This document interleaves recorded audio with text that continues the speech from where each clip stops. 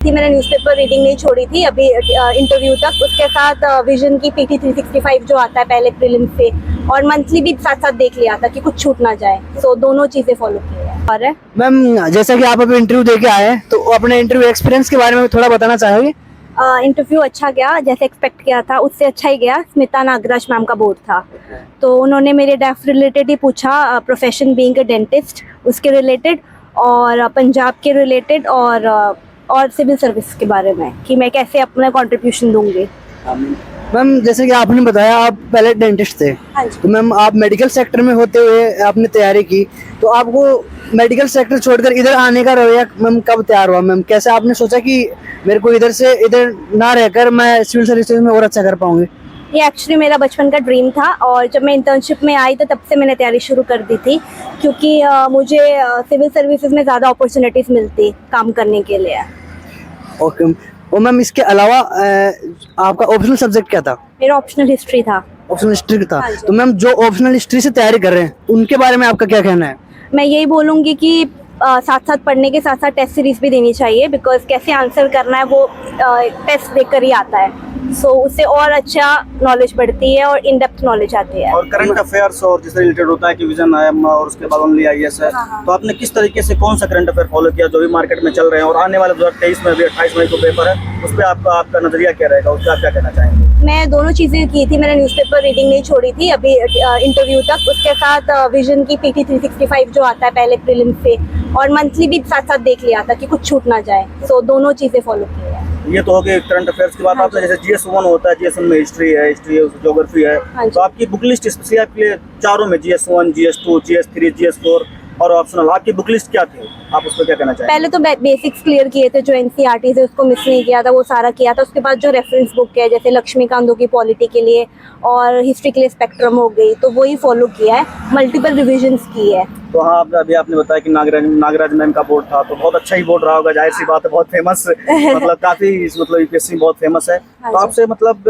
आपको रिकॉल कर पा रहे होंगे कि क्या किस तरीके से क्वेश्चन थे वहाँ पे, अंदर में डेप्थ में ज्यादा थे, या फिर कोई करंट अफेयर यहाँ से भी जो इश्यू चल रहा है, रशिया यूक्रेन, और यहाँ पे जो भी अर्थक्वेक आया रिसेंटली वहाँ पे, क्या नाम है, टर्की में। हाँ टर्की में, तो उस पर क्वेश्चन थे या फिर कहीं और? एक्चुअली मैम ने मेरी पर्सनालिटी जानने की कोशिश की कि पहले अगर आपको MBBS नहीं मिली, आपने BDS की, आप कैसे आए यहाँ पे। उसके बाद न्यूज़पेपर के बारे में दूसरे सर ने पूछा कि क्या आजकल इश्यूज चल रहे हैं, तो मैंने NCERT सिलेबस चेंज के बारे में बोला। एक भूटान का इशू चल रहा है अभी कि किंग आए हुए हैं, तो उसके रिलेटेड पूछा उन्होंने कि आपको क्या लगता है कि वो क्यों आए हैं, आपका क्या टेक है। जैसे आप एक वुमेन है, तो एक वुमेन तरफ एम्पावरमेंट के बारे में पूछा गया होगा ना कि आप वुमेन है, तो आप वुमेन के लिए आगे क्या करना चाहते हैं, आपकी प्रेफरेंस क्या होगी? आप IAS में आप बहुत काम कर सकते हैं, IPS है, तो स्पेशली आपको वुमेन को टारगेट किया गया था कुछ? नहीं, वुमेन को नहीं किया उन्होंने ये बोला कि आप बीइंग अ डॉक्टर अपने स्किल्स कैसे यूज करोगे, अगर आप एक सिविल सर्वेंट बन गए तो क्या अप्रोच रखोगे, वही क्या है। ओके मैम, दूसरा है मैम आपने कोचिंग लिया था? मैंने सिर्फ इस लास्ट अटेम्प्ट में लिया था, विजन IAS से लिया था। हाँ, तो तो टेस्ट आपका वो फाउंडेशन क्लासरूम था या फिर? फाउंडेशन ही था, क्योंकि मेरे प्रीवियस अटेम्प्ट्स में प्री नहीं क्लियर हो रहा था, तो मैंने पूरा फाउंडेशन ही लिया था, जिसमें टेस्ट सीरीज भी थी। तो आपके मतलब हेल्प किया आपके विजन जो हाँ जी, हाँ जी। क्लासरूम या फिर भटकना, ये मैगजीन पढ़ना, वो पढ़ना, यहाँ से पढ़ना, वहाँ से पढ़ना, तो वो जो आपने डिफिकल्टी होती है कि यहाँ से पढ़ना, वहाँ से पढ़ना, तो आपके वो जो नोट्स थे, आपके जो करेक्ट नोट्स थे, क्या आपको फायदे में आए यहाँ पे UPSC के लिए, मेंस के लिए? एक्चुअली मैंने ऑनलाइन ही लिया था विजन का, क्योंकि तब पोल्यूशन और लॉकडाउन था, कोविड था, तो वो बस वही था, नोट्स था। हाँ, रिविजन्स किए थे बहुत सारे, तो वो हेल्प हुआ था।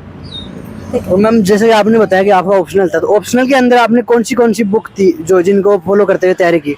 वही जो स्टैंडर्ड बुक्स होते थे, जैसे एंशियंट के लिए आर्य शर्मा होगी, मिडिवल के बिपिन चंद्र हो गया, और शेखर बंदोपाध्याय हो गया, बस वही फॉलो किया, और टेस्ट सीरीज की थी बालिन सर की। ये मैम आंसर राइटिंग कितना इंपॉर्टेंट है आपके मतलब UPSC में? जैसे अभी 2023 का होने वाला है, तो ऑब्वियसली अक्टूबर नवंबर तक आंसर राइटिंग हो जाएगा, रिजल्ट आ जाएगा 28 मई को, तो आंसर राइटिंग कितना रोल अदा करता है? बहुत ज़्यादा, क्योंकि हम पढ़ते तो है बट हमें लिखने का तरीका नहीं आता, बट हम जब प्रैक्टिस करते हैं हमें पता होता है कैसे लिखना है, तो वो हमें मार्क्स मिलते हैं, तो हम ट्राई करते हैं इम्प्रूव करना, एक फीडबैक मिलता है, तो हेल्पफुल होता है। और न्यूज़पेपर एक द हिंदू पढ़ना है, इंडियन एक्सप्रेस पढ़ना है, मिंट पढ़ना है, बहुत सारे सोर्सेज हैं, तो आपने किस पे स्पेशली फोकस किया? और एडिटोरियल पढ़ना है कि आपको फर्स्ट पेज पढ़ना है या आपको वर्ड पढ़ना है, तो आपने स्पेशली किस पे फोकस किया? मैंने मेंस तक तो हिंदू ही पढ़ा था, क्योंकि उसमें सब कुछ ही कवर हो जाता था, एडिटोरियल्स हो गए, वर्ल्ड हो गया और इंडिया भी हो गया।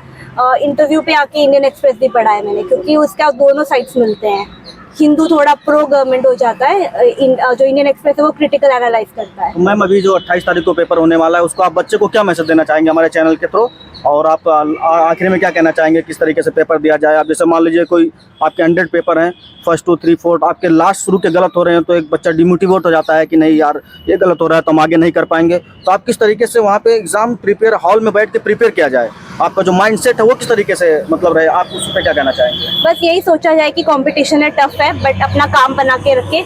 अगर 1-2 क्वेश्चन नहीं आ रहे, लाइन में 10 भी नहीं आ रहे मैक्सिमम, तब भी होप मत लूज करो, क्योंकि 100 तो किसी को भी नहीं आते। अब मैक्सिमम 50 क्वेश्चन या 60 क्वेश्चन भी आ जाए तो बहुत है। जी मैम, अभी जो आप इंटरव्यू दे रहे हैं इसी साल में मेरे काफी दोस्त हैं जिन्होंने सीसेट में फेल कर गए। अच्छा। तो ये क्या सीसेट आपको लगता है कि मतलब किस तरीके से तैयार किया जाए कि सीसेट बहुत मतलब कहते हैं कि बहुत डेप्थ में पूछा गया था, आपको क्या लगता है, और कहाँ से सोर्सेज लिया जाए सीसेट के लिए स्पेशली? वो एक्चुअली हम फोकस नहीं करते अपने प्रिपरेशन डेज में, हम लास्ट में पढ़ते हैं। तो मैं यही बोलूँगी जब रोज आप पढ़ते पढ़ते बोर हो जाते हैं तो 1-2 क्वेश्चन सॉल्व कर लें सीसेट का, और आखिरी के 2 महीने भी क्वेश्चन ज्यादा सॉल्व करें।